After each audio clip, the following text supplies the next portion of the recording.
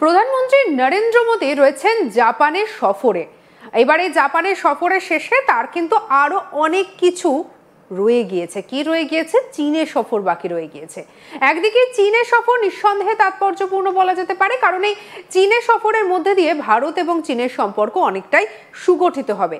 আর অন্যদিকে জাপানের সফর থেকে আমরা এখনো পর্যন্ত যা যা নির্যাস পেয়েছি তাতে এক কথায় বলা যেতে পারে ভারত এবং জাপান যৌথভাবে যখন কাজ শুরু করতে চলেছে বা যখন কাজ শুরু করবে ভবিষ্যতে, তা কিন্তু যে কোনো দেশকে একেবারে চ্যালেঞ্জের মুখে ফেলে দিতে পারে। আর এবারে এই সব কিছুর মধ্যে আরও একটা বিশেষ জিনিস আপনাদেরকে জানাবো। ইতিমধ্যেই দেখা গিয়েছে যে প্রশান্ত মহাসাগরে রাশিয়া এবং চীনের সাবমেরিনের অভিযান। কেন অভিযান, কি কারণে, নেপথ্যে ঠিক কি কারণ রয়েছে? মোদির ছকেই কি এবারে একেবারে বাজিমাত হবে? এরকম নানা প্রশ্ন ঘোরাফেরা করছে। আর এই নিয়ে আজকে আমাদের আলোচনা। আমাদের সঙ্গে আলোচনায় রয়েছেন আন্তর্জাতিক সম্পর্ক বিশেষজ্ঞ শুভাশিস ব্যানার্জি। আপনাকে স্বাগত জানাবো আজ তাক বাংলায়। শুভাশিস বাবু, একদম প্রথমেই জানতে চাইবো, এই সাবমেরিনের অভিযান, এই বিষয়টা ঠিক কি? এই জিনিসটা আমরা এর আগেও কি এমন কি ঘটনা দেখেছি?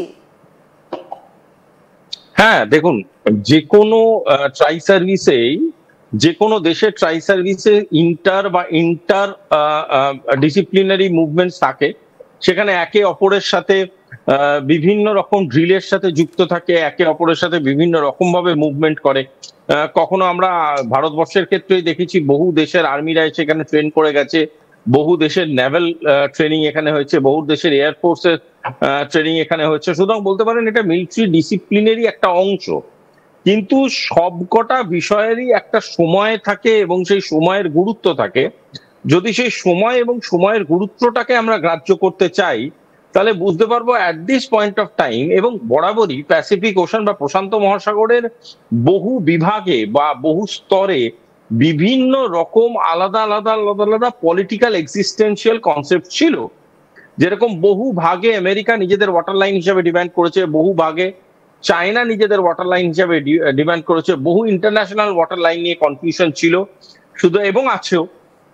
বলতে পারেন অস্ট্রেলিয়াও তার মধ্যে বহু ভাগ তার সাথে যুক্ত, জাপানে আছে।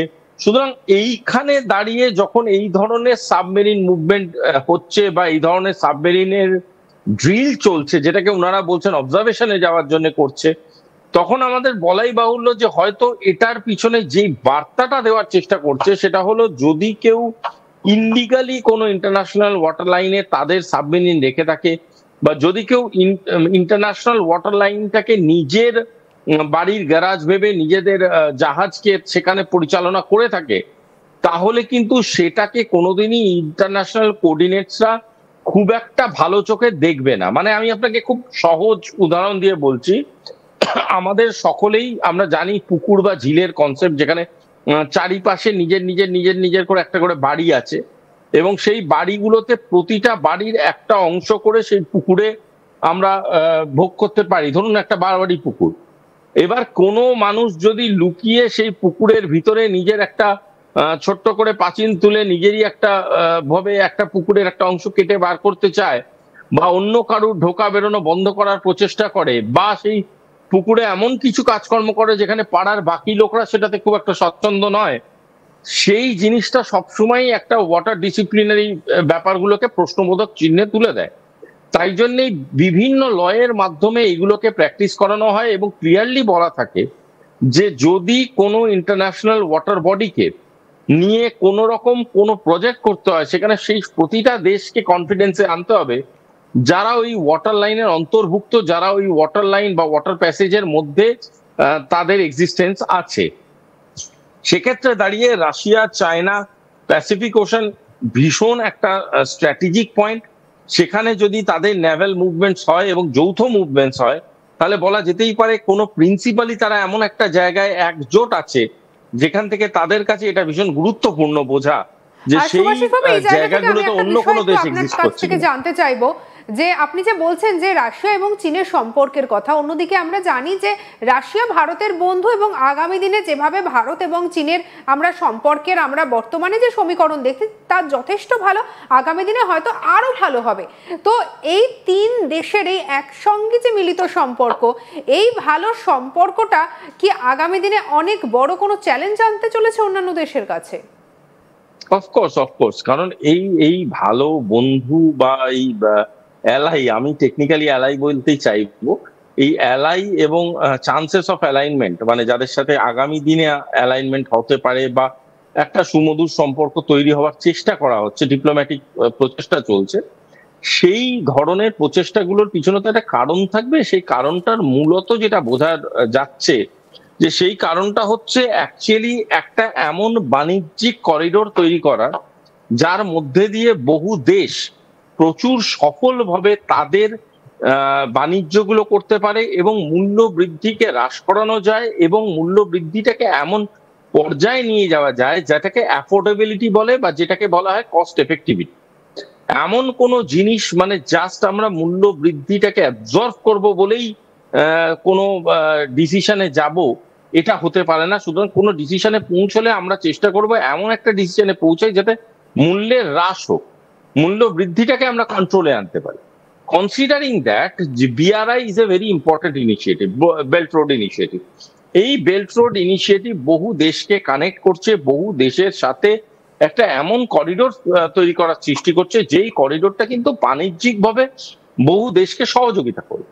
সেখানে রাশিয়া, চায়না, ইন্ডিয়া, এমনকি আমি বলবো আগামী দিনে জাপান এবং আফ্রিকার বহু দেশ ইন্টারেস্টেড হলেও হতে পারে। যেহেতু এখনো কোনো এরকম পেপার ওয়ার্কস এর ব্যাপার আমরা ইদানিং কালে জানি না, তাই জন্য এরকম হল অফ করে তো বলা যায় না।